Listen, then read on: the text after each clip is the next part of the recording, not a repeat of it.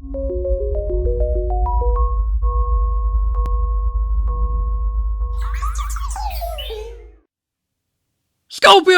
No! Hey everyone, it's shadowgearinbox here with Juna Man joining me once again because she's still at my house for some reason.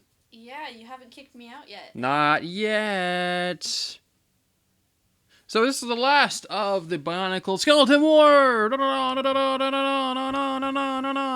Yeah.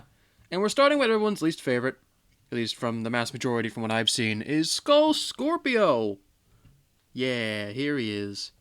My version's special. Mine came out of the box and he looked like this. So, he has a little tiny hard hat, to protect himself from whacking him from his own tail. I mean, look at him. I mean, he's all secure. He's all good to go.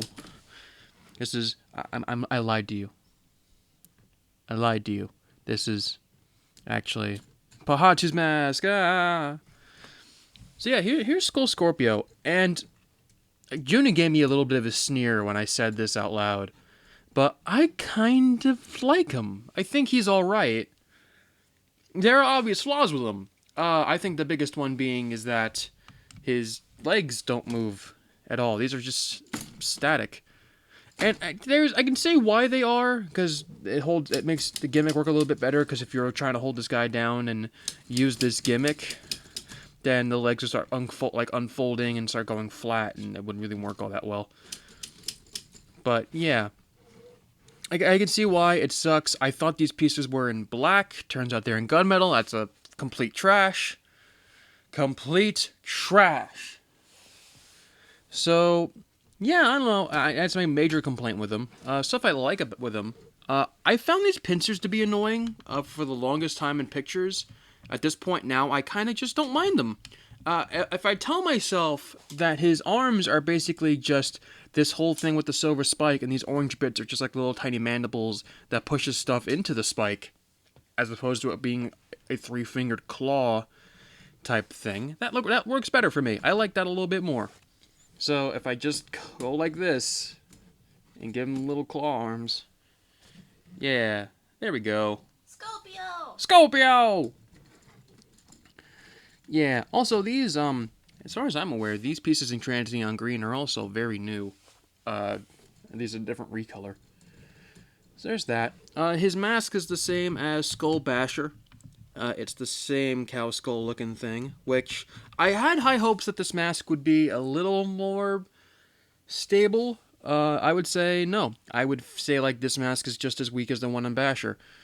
So, I don't know, man. Like, this gimmick has to go. Like, I like the gimmick a lot. I think it's a really cool play value. I feel like the idea of it is a better concept for what the modder originally did, but these masks just fall off way too easily. Like, it's not even funny. But yeah, and I guess while we're here staring at his face, let's look at Pahatu's mask, the last mask that looks all infected and stuff. Which, I don't know. The others can kind of get away with wearing their others' masks, but this one is just like Pahatu's a scorpion. Why is Pahatu a scorpion? Because scorpions live in the dirt, and he's a toe of dirt. Scorpions live in the dirt. Scorpions come from Australia. This guy acts like he's Australian. Kasi confirmed for Pahatu. But yeah, there we go. That's pretty much the lower half of the body. It's okay. You also get the ribcage piece back here, which someone said it looked like a lobster tail, and I'm like, whoa, yeah, that makes total sense. So good on you, whoever said that. I'm not sure. So then we go on to the biggest elephant in the room, which is this little, well, not really little, but the grabby tail.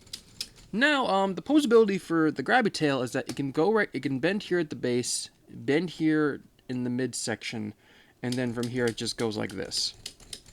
I thought this thing looked ugly. I thought it looked really dumb. And I gotta tell you, the act of just doing this, I feel like outweighs my entire perspective on this thing looking like garbage. I don't know why. I mean, when I was building it, I'm like, oh, it's probably going to be a really simple function. But the way it's built, with like these two little pulleys together, and then as these lift arms move, the pulleys push these little clappy bits together. And sometimes you can actually get it to go cross like that, so that looks a little bit fierce. I like that. But more times out of 10, they'll just clap. Which, if you're happy and you know it, clap your tail. Yeah.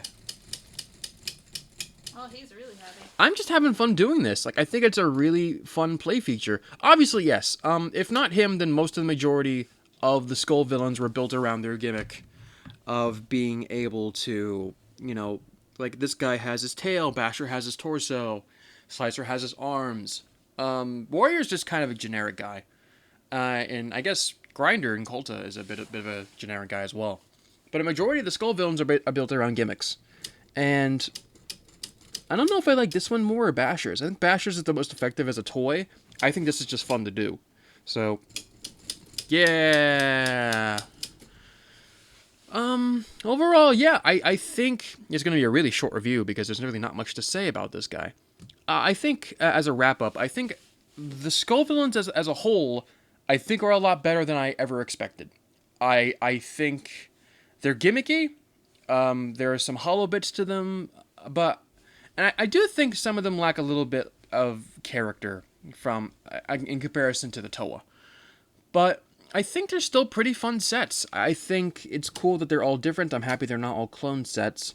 At the same time, I think some of these guys could have been better, but I think for what we got and for what we expected, they were pretty alright. I mean, I didn't expect much, and I ended up being surprised. So, everything is good. So let's put on our yellow hard hats and say that's the end of the Bionicle Skull Villain reviews.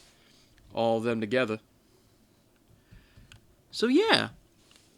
Hey Juna Man, how do you feel about the Skull Villains? I did it! Jesus Christ, you knocked off his fucking back.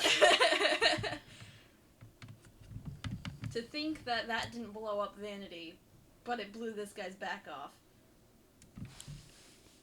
This is ShadowGear635. And this friggin' bitch over here. Hi! Have a good day.